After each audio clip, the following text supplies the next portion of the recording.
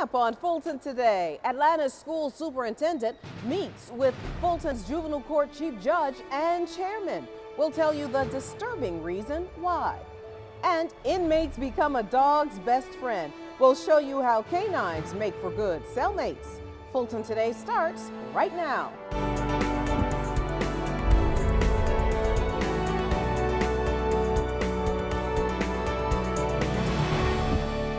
Welcome to Fulton Today, everyone.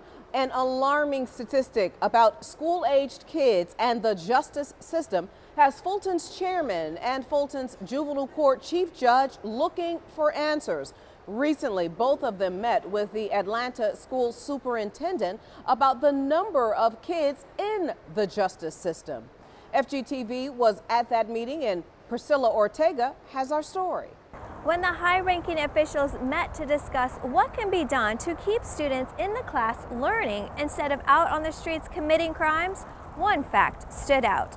School-related incidents are increasing, and in many cases, it's those incidents that lead to an introduction to the juvenile court system. It was the first meeting of its kind for Fulton's chairman, juvenile court chief judge, and the Atlanta school superintendent.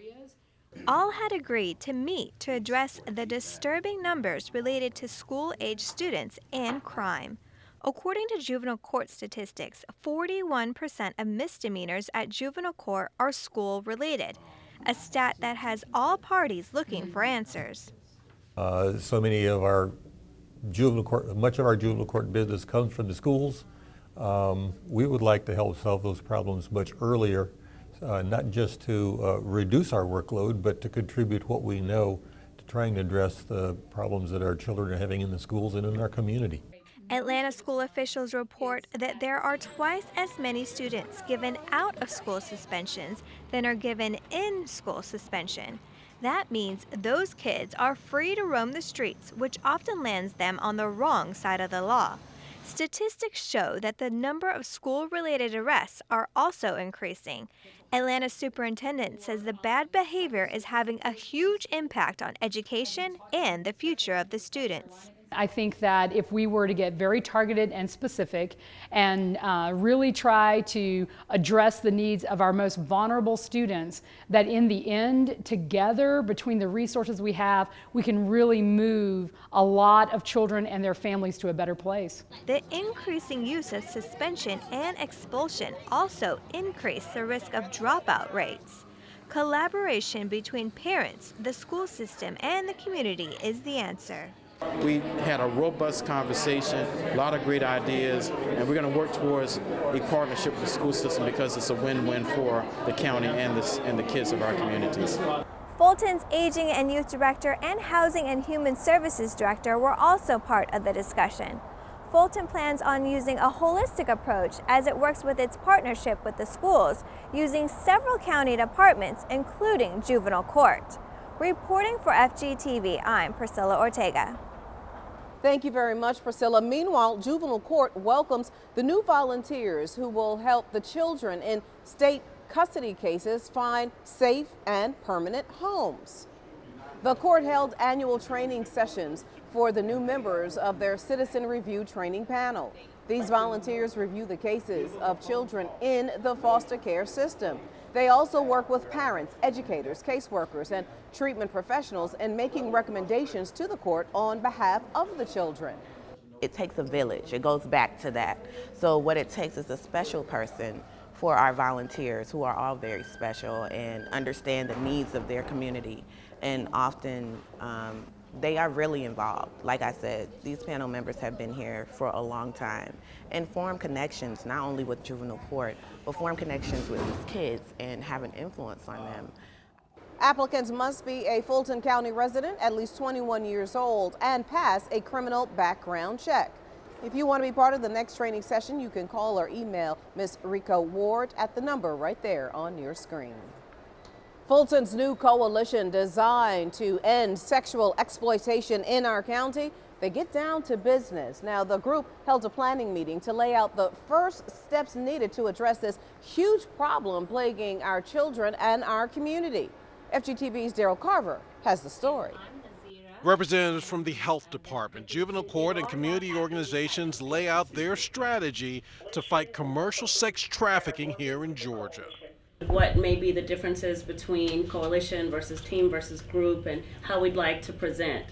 Last month, Fulton County Commission Chairman John Eves and Commissioner Bob Ellis co-sponsored a resolution that authorizes Fulton County and its agencies to form partnerships with nonprofits, law enforcement, public health organizations, academic institutions, and justice councils to develop real strategies aimed at tackling human trafficking. The committee members talked about how often they would meet, how those meetings would be structured, and who would be included in those meetings. What we have kind of thought about and brainstormed as a group to bring to the other group, and maybe have some type of even some type of learning community. Like, how can we communicate and interact with each other outside of these meetings? They also talked about how the county's strategic plan plays into this effort. Developing a strategic plan going forward, and there have been 6 priorities identified by the Board of Commissioners, and one of them is to assure that all people are safe.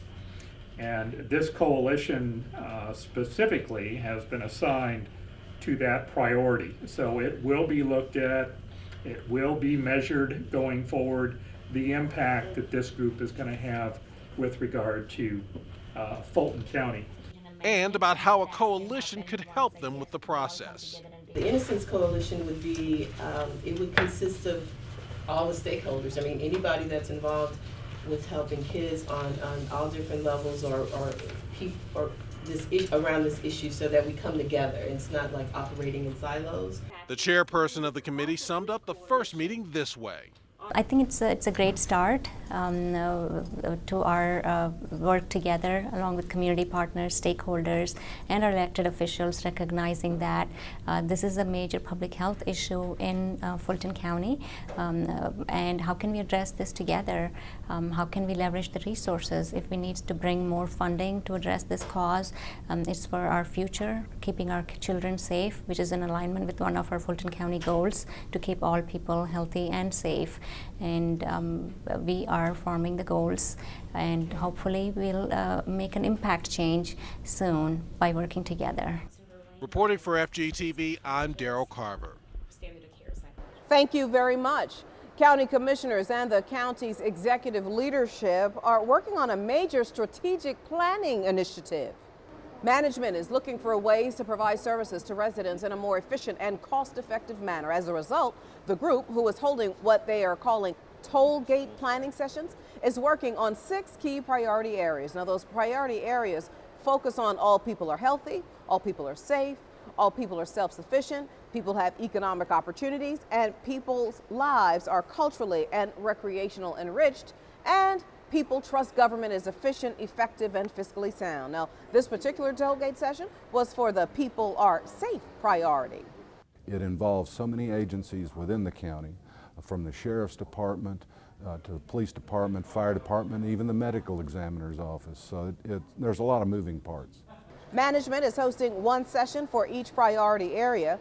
The bottom line on this strategy is, if you think about it from the perspective of a citizen, and as we develop these strategies, that's what we try to do, is to think about these strategies from the perspective of a citizen. What does it mean for me as a Fulton County citizen to be safe? And so we focused on those things that are going to make the citizen feel safe, not necessarily those things that we want to invest in as a county, but what's going to make the citizen feel safe. That's going to be the central focus of each of the strategies that you see emerge from this priority area. Fulton County has one of the largest government organizations in the state. According to the last national census, Fulton is also still one of the most populous counties in Georgia. After months of training and bonding, it was graduation day for county inmates and their new best friends. 5 canines and their handlers have successfully completed the Sheriff's Office Canine Inmate Program. Most of these men have given up believing there was anything of value to themselves a long time ago. And when that dog loves them and trusts them, it starts to change how they feel about themselves. Each canine had 2 handlers. The sheriff started the program about 2 years ago as a part of a partnership with the organization. canine cellmates, and county animal control services. Now, with the help of volunteers from the Canine Cellmates program, the dogs live and train with the inmates for 8 weeks before graduation. It's a win-win for the inmates as well as the canine. A lot of time they're in the same situation. They feel isolated from society on both sides, and it's a way of saving the dogs as well as saving some people, and maybe they'll be a little bit more productive once they get out into the public. The canines must pass a basic socialization skills test to prepare them for adoption. Now, if you would like to see dogs available for adoption, you can go to that website right there on your screen. And when we come back, the nation's Health and Human Services Secretary makes a stop in the county. It's a part of our district by district coverage next.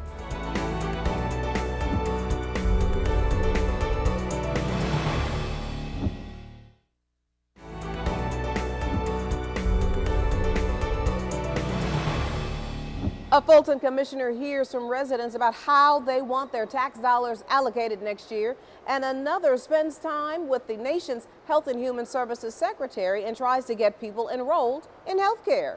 Here's this week's district by district coverage. We begin with Chairman John Eves as he joined Secretary Sylvia Burwell at the Atlanta Enrollment Assistance Center. The head of the U.S. Department of Health and Human Services visited Atlanta recently to hear and see how this facility was helping residents enroll for health insurance. Right now in the marketplace, more than 7 in 10 folks in the marketplace can find a plan with the financial assistance for $75 a month or less in premiums. People don't know about that affordability. The more people who are in the marketplace, the more people that are insured, the fewer people who are uninsured, the less of a burden that the county has in terms of supporting the uninsured through our public health system as well as our public hospitals. This Lucky Street location is Atlanta's newest enrollment facility. Over a dozen health professionals have been deployed throughout the metro area to help people enroll in the health insurance marketplace. District 1 residents give their suggestions for the county's 2016 spending plan. Vice Chairman Liz Hausman hosted her budget hearing at the East Roswell Branch Library. The North Fulton representative wanted to hear from her constituents about their priorities for the new year. It's a great conversation. A lot of engaged community members were here tonight. It's just exciting to see the dialogue and the thoughtful questions and the interest in our county government. The budget hearing at the East Roswell Library is the first in a series of public meetings that commissioners will host in all of their districts. You can check out the county's website for the full list. And finally, in District 6, a tribute to the 75-year legacy of the Tuskegee Airmen nationally and the 40th anniversary of the Atlanta chapter of Tuskegee Airmen Incorporated. The Nest of Eagles exhibition at the Aviation Community Cultural Center is presented in partnership with the Center, historian Zeri Orr, and the Atlanta chapter of Tuskegee Airmen. The exhibit features historic photographs, memorabilia, media, and a selection of exhibition panels from the Kennesaw State University Museum. I know a lot of the people up there, so it's nice seeing their pictures. Those that have passed and those that are still with us, I enjoy it. The exhibit will run through February 27th, 2016. Admission is free and is open to the public.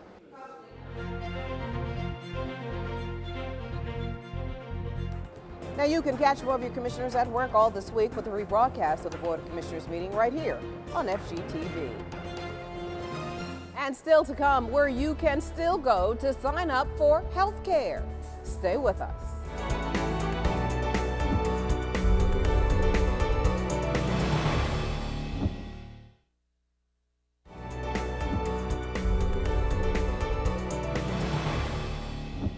Well, as we mentioned earlier, open enrollment for the health insurance marketplace is now underway, and Fulton's partners are working overtime to make sure that those who want insurance can get the coverage they need.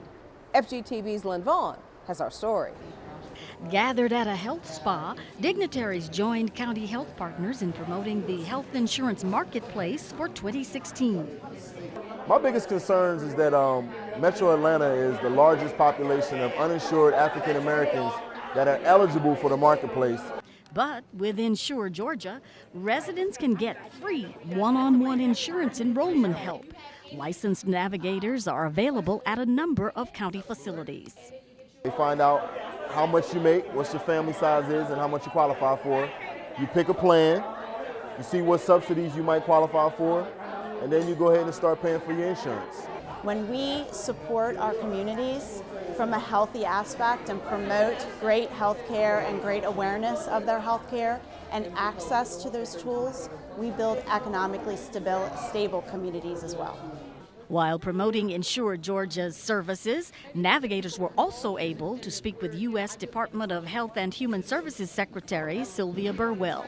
The navigators gave Burwell feedback on how this year's enrollment process is going. It's great when people listen to the people and listen to the service providers and the outreach coordinators, and they take the information back to D.C. and they actually make changes. If you'd like enrollment assistance, you can contact Insure Georgia at 866-988-8246. Reporting for FGTV, I'm Lynn Vaughn. Well, the holiday season has arrived, but that doesn't mean that those extra pounds have to come with them. Thanksgiving and Christmas celebrations typically include a big meal with family and friends. But our county health and fitness experts say you can make healthier choices so you don't gain any weight this season. For instance, macaroni, one of my favorite dishes. And what I try to do with my macaroni, I may do a combination of cheddar cheese and vegan cheese. For instance, also I like to add milk into my macaroni and cheese. So what I'll do, I'll add almond milk. So there's ways that you can make those favorite dishes very healthy. According to WebMD, people typically gain about a pound or two during the holidays. Lack of sleep and the added stress can be a contributing factor as well. Health experts recommend you don't skip on your exercise routine and have a goal of 30 minutes of physical activity a day. And you can also eat better by joining Fulton's Cooperative Extension's team for the National Dine-In Day. Dine-In Day is next week, and the observance calls for families to prepare and eat dinner together. Organizers want family members to share their experiences on social media. Now, according to Cooperative Extension agents, family mealtime can lead to better nutrition and a closer family. Eating at home is very important because it promotes families to talk to one another. We put our cell phones away, and it helps children to learn how to communicate better. Agents say make sure your dish includes a variety of colors like dark green. You can participate in Dine-In Day on Thursday, December 3rd. Post your pictures of your food and family on Twitter using hashtag Fulton Dine In. For easy to prepare recipes, call Cooperative Extension at 404-332-2400. Thinking about getting a new hobby? When we come back, details of classes that'll help you get into a creative spirit. Stay with us.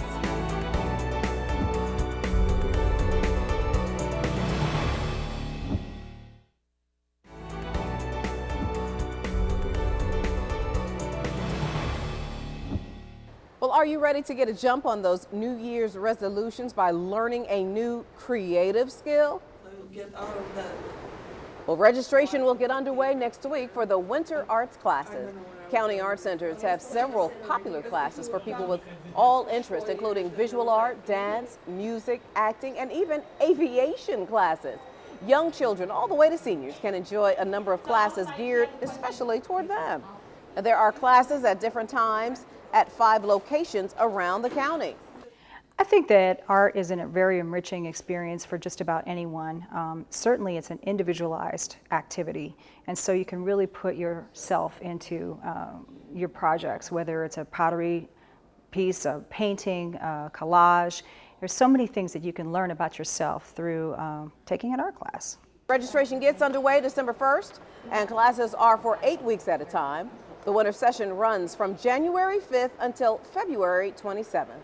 You can enroll in person at one of the art centers or online at fultonarts.org.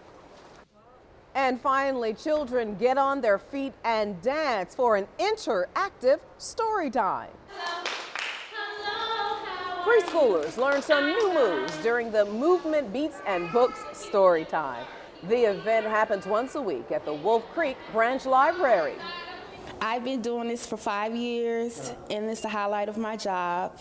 And it's awesome to hear parents come back and say that kids are doing well in school once they leave story time. And they created story time for helping them with their social skills and just being able to sit down attentively for story time in group settings. The weekly event for young ones has a different activity each time, including finger plays, singing, arts and crafts, and even the hokey pokey. According to kidshealth.org, children who learn and sing along to music read better and are more likely to go to college. And you can get more information on all events by visiting afbls.org. And before we go, our reminder that we'd like to connect with you online. Check us out on Twitter, Facebook, Instagram, and watch us anytime on our YouTube channel. Well, that does it for this edition of Fulton Today. Thank you for watching. Join us each week for news around and about Fulton County.